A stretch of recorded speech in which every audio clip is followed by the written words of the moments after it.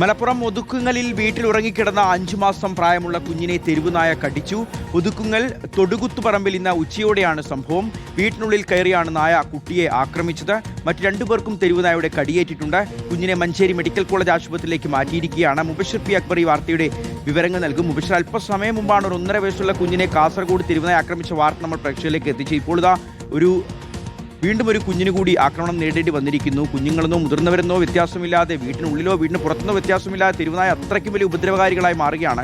എന്താണ് സംഭവിച്ചത്? ഈ കുഞ്ഞിന്റെ ആരോഗ്യസ്ഥിതി എങ്ങനെയാണ് മുബഷിർ? ഷിഹാസ്, തെരുവുനായ ശല്യം രൂക്ഷമായ മേഖലയിലാണ് മറ്റൊരു സംഭവം കൂടി ഉണ്ടായിരിക്കുന്നത്. മലപ്പുറം ജില്ലയിലെ ഒതുക്കുങ്ങൽ പഞ്ചായത്തിലെ തൊടുകുത്തുപറമ്പ് എന്ന് പറയുന്ന മേഖലയിൽ നിന്ന് ഉച്ചയോടുകൂടിയാണ് ഈ ദാരുണമായിട്ടുള്ള സംഭവം നടക്കുന്നത്. ഒരു വിവാഹ ചടങ്ങ് നടക്കാൻ പോകുന്ന വീട്ടിൽ റൂമിൽ ഉറങ്ങിക്കിടക്കുകയായിരുന്ന കുഞ്ഞിനെയാണ് റൂമിനുള്ളിൽ കയറി തെരുവുനായ ആക്രമിച്ചിരിക്കുന്നത്. മുഖത്തും കൈകാലുകൾക്കും കുഞ്ഞിന്റെ തലയ്ക്കുൾപ്പെടെ കടിച്ചു പരിക്കേൽപ്പിച്ചിട്ടുണ്ട്.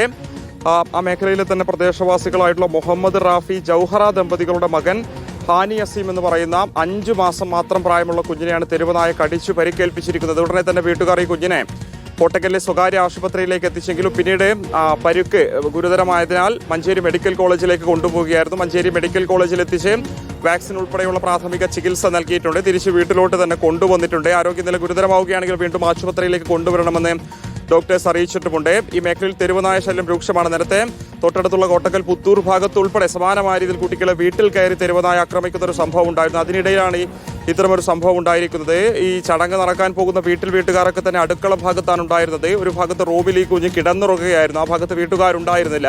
ആ സമയത്താണ് ആ ഭാഗത്തു കൂടി അലഞ്ഞു തിരിഞ്ഞു വന്ന തെരുവുനായ വീട്ടിനുള്ളിലേക്ക് കയറുന്നതും കുഞ്ഞിനെ കടിച്ചു പരിക്കേൽപ്പിക്കുന്നതും.